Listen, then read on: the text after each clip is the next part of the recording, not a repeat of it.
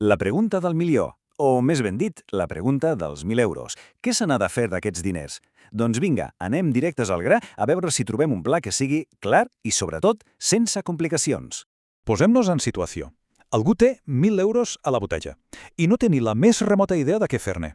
Sona familiar, oi? Doncs és molt més habitual del que sembla. I la veritat és que la majoria de la gent, gairebé sense adonar-se'n, acaba caient en un de dos paranys molt clars. I aquí els tenim. Són els dos camins de sempre. L'opció A, deixar-los allà, quiets al compte corrent, mentre la inflació se'ls va menjant a poc, dia rere dia, sense que gairebé es noti. I l'opció B, gastar-los sense pensar-hi gaire, en petites coses, i que, de sobte, un dia t'adones que s'han esfumat. Han desaparegut. A veure, diguem-ho clar. Cap de les dues opcions és bona. De fet, són totes dues pèssimes. Amb una perds diners, a poc, i amb l'altra els perds de cop. Però al final, el resultat és exactament el mateix. Però, i això és molt important, si algú es troba en aquesta situació, no és culpa seva. De veritat que no. És que ningú ens ha ensenyat a gestionar aquestes coses. Vivim en un món amb un soroll constant, 1.000 consells que es contradiuen i al final, zero claretat. Doncs per això mateix el que farem serà oblidar tot aquest soroll. Anem a centrar-nos en un pla que de veritat funciona i que no requereix ser cap mena d'expert en finances. Un pla simple i directe. El primer punt, i que quedi claríssim, fora les fantasies. Aquest pla no va de buscar la manera de fer-se ric en 2 dies. Això no existeix. Segon punt, tampoc va d'especular. Invertir no és jugar al casino. No estem aquí per intentar endevinar què passarà demà. I el tercer, que potser és el més important, res de deixar-se portar per les emocions. Ni la por ni l'eufòria són bones aliades amb els diners. Aquí el que mana és la lògica. Punt. Aleshores, en què consisteix aquest pla? Doncs és gairebé absurdament senzill. Es basa en només 2 passos. El primer ens donarà tranquil·litat. El segon ens obriria la porta al creixement.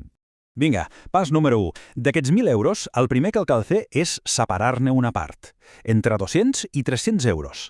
Aquests diners són el coixí de seguretat. I atenció, no es toquen. Són allà només per a emergències de veritat. La seva feina és donar pau mental. I què fem amb la resta? Doncs s'inverteix, però de forma simple. I què vol dir això exactament? Bé, primer, una cartera diversificada, per allò de no posar tots els ous a la mateixa cistella. Segon, una visió a llarg termini, o sigui, deixar que el temps faci la seva feina. I tercer, i això és clau, sense obsessionar-se. No cal estar mirant gràfics cada dia, ni de bon tros. D'acord. El pla sembla senzill, oi? És lògic, és clar. Doncs sabeu què és el més difícil de tot? No és entendre'l. El repte de veritat és un altre. Aquí rau la clau de tot plegat.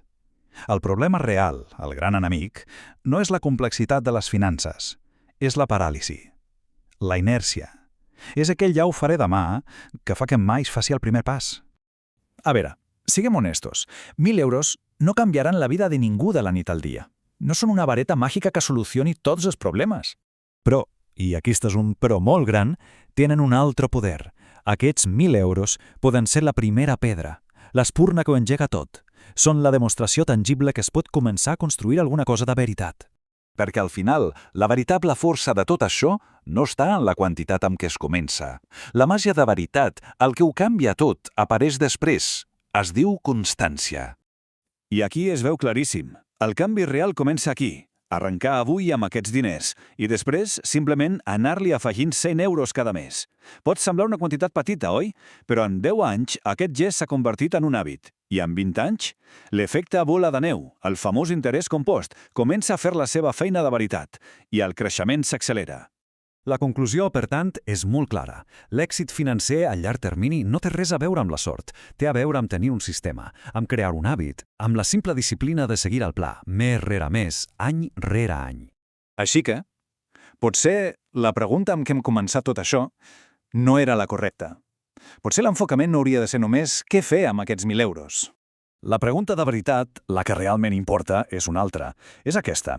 S'està prenent un paper actiu amb els diners, encara que sigui en passos petits, o simplement es deixa que el temps i les oportunitats passin de llarg? Perquè la resposta a aquesta pregunta, i no a l'altra, és la que de veritat defineix el futur financer de qualsevol persona.